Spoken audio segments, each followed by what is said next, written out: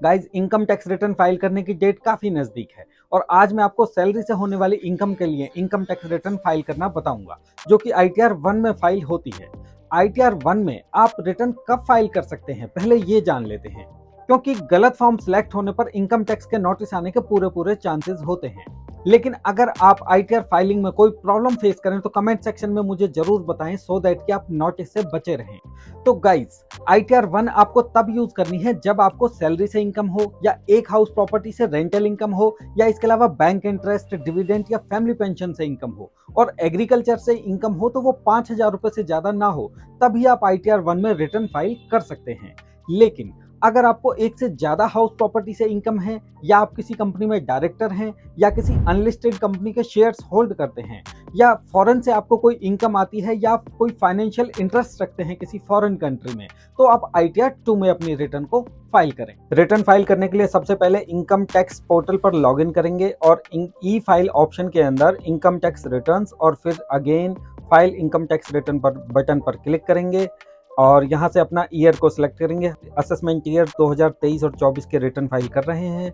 यहाँ online button पर click करके कंटिन्यू करेंगे। यहाँ पर ये 5 ऑप्शन हैं जो कि हमें कंफर्म करने हैं। पहले ऑप्शन पर क्लिक किया तो यहाँ पर हमारे पास डिटेल बेसिक डिटेल का है कि एक एम्प्लॉय का बेसिक डिटेल यहाँ शो करता है। नेचर ऑफ एम्प्लॉयमेंट में यानी कोई एम्प्लॉय सेंट्रल गवर्नमेंट का एम्प्लॉय है या स्टेट गवर्नमेंट का एम्प्लॉय है, अकॉर्डिंगली वो अपनी नेचर ऑफ एम्प्लॉयमेंट को सिलेक्ट करेगा। लेकिन हमारे केस के अंदर प्राइवेट सेक्टर के एम्प्लॉय हैं, इसलिए अदर ऑप्शन को सिलेक्ट करेंगे और 139(1) में ही हम अपनी रिटर्न को फाइल करेंगे। इसका मतलब ये है कि हम बिल्कुल सही टाइम पर अपनी रिटर्न को फाइल कर रहे हैं।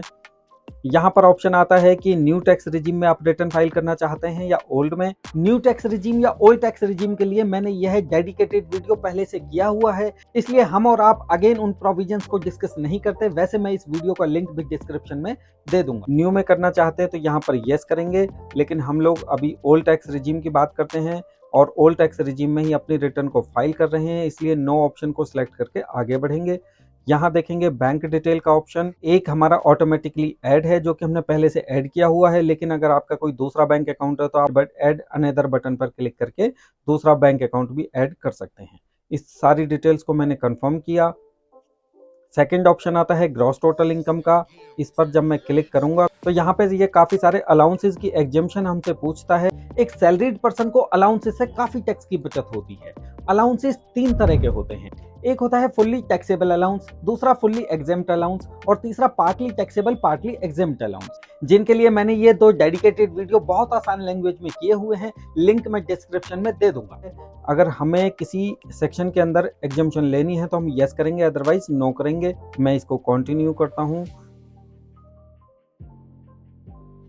कंटिन्यू करने के बाद यहाँ सेकंड ऑप्शन आता है कि इनकम फ्रॉम हाउस प्रॉपर्टी, यानी अगर आपको किसी हाउस प्रॉपर्टी से रेंटल इनकम भी आती है तो आप यहाँ पर अपनी डिटेल को फिल करेंगे। जैसे इनकम है, हाउस टैक्स आपने कितना पेड किया है, या आपने कोई होम लोन लिया हुआ है तो वो सारी डिडक्शन या एग्जेम्पशन यहाँ पर आप क्लेम कर सकते हैं। तो यहाँ पर ऐड बटन पर क्लिक करने के बाद ये आपसे पूछेगा कि आपका घर सेल्फ ऑक्यूपाइड है, लेट आउट है या फिर deem to be let out है। जो भी एक ऑप्शन को सिलेक्ट करके आप आगे बढ़ सकते हैं।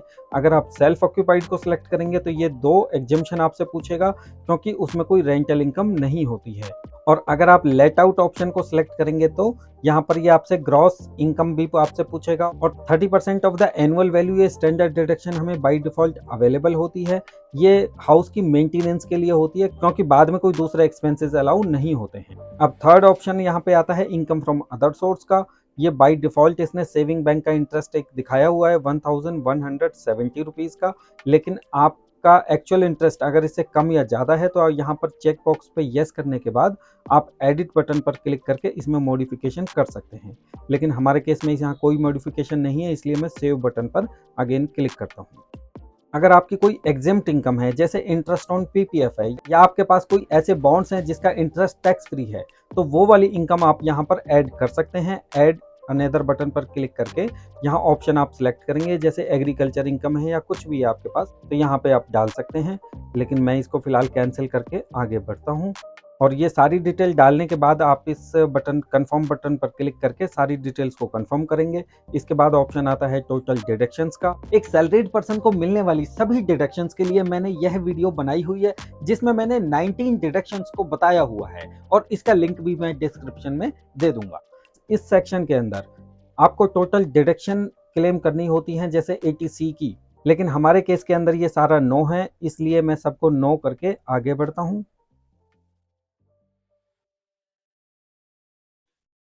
इसके बाद मैं कंटिन्यू बटन पर क्लिक करूंगा। टोटल डिडक्शन 0 हो गई है। इसके बाद मैंने इसको कंफर्म किया। कंफर्म करने के बाद टैक्स पेड का ऑप्शन आता है कि अगर आपका कोई टीडीएस हुआ है तो यहाँ पर आप चेक कर सकते हैं। इस टीडीएस को आप अपने फॉर्म 16 से भी मैच कर जरूर एक बार करें और अपने एआईएस टीआईएस रिपोर्ट से भी जरूर मैच करें। ये वाला यहाँ पर ऑप्शन एआईएस का आता है। अगर आपने कोई सेल्फ असेसमेंट टैक्स पेड किया है तो वो डिटेल यहाँ पर आपकी फिल होगी। ये सारी चीज़ें करने के बाद आप कंफर्म बटन पर क्लिक करेंगे, यानी आप 4 चीज़ों को यहाँ तक कंफर्म कर चुके हैं। और लास्ट में कोई टैक्स लायबिलिटी मीन्स एक्चुअल में आपकी टैक्स लायबिलिटी ज़्यादा है और आपने पेड कम की है, तब आप यहाँ पर जितना बैलेंस पेमेंट होगा वो आप और भी पे करेंगे और पे करने के बाद प्रोसीड बटन पर क्लिक करेंगे। क्लिक करने के बाद प्रीव्यू रिटर्न पर क्लिक करेंगे। यहाँ पर आपसे वेरीफाई कराता है रिटर्न को। ये चेक बॉक्स पर यस करने के बाद प्रोसीड टू प्रीव्यू करेंगे। इसके बाद जो भी डिटेल आपने फिल की है वो डिटेल इस फॉर्म की शेप में आपके सामने आ जाती है। आप एक बार अगेन यहाँ पर चेक करके आगे बढ़ेंगे और अगर आपको कुछ मॉडिफिकेशंस अगेन इसमें करनी है तो बैक करके मॉडिफाई करके फिर से आगे बढ़ेंगे और सब कुछ ठीक है तो प्रोसीड टू वैलिडेशन बटन पर क्लिक करके आगे बढ़ेंगे। अब आप देखेंगे कि मैंने सारी डिटेल सही फिल की थी, इसलिए वैलिडेशन सक्सेसफुल हो चुका है। अब हम रिटर्न को फाइलिंग की तरफ आगे बढ़ते हैं। प्रोसीड टू वेरिफिकेशन बटन पर क्लिक किया तो यहाँ ये आपसे पूछता है कि आपको किस तरीके से रिटर्न को वेरीफाई करके सबमिट करना है। यहाँ पर 3 ऑप्शन आते हैं। सबसे आसान ऑप्शन ये होता है ई वेरीफाई नाउ पर, क्योंकि इसमें रिटर्न को कैंसिल होने का कोई चांस नहीं होता और इमीडिएट आपकी रिटर्न वेरीफाई होकर सबमिट भी हो जाती है। तो मैं इस बटन पर क्लिक करके कंटिन्यू बटन पर क्लिक करता हूँ। ये आधार नंबर पे जो भी आपका मोबाइल नंबर रजिस्टर्ड है उस ऑप्शन को यहाँ पर यस करके आप आगे बढ़ेंगे। लेकिन अगर मान लीजिए आपके आधार पे कोई मोबाइल नंबर रजिस्टर्ड नहीं है तो आप नेट बैंकिंग, बैंक अकाउंट या डीमैट अकाउंट के थ्रू भी इस ई वेरिफिकेशन को कर सकते हैं।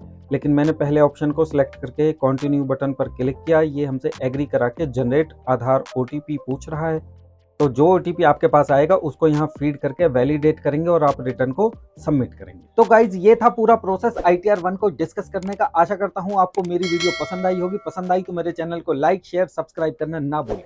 नमस्ते।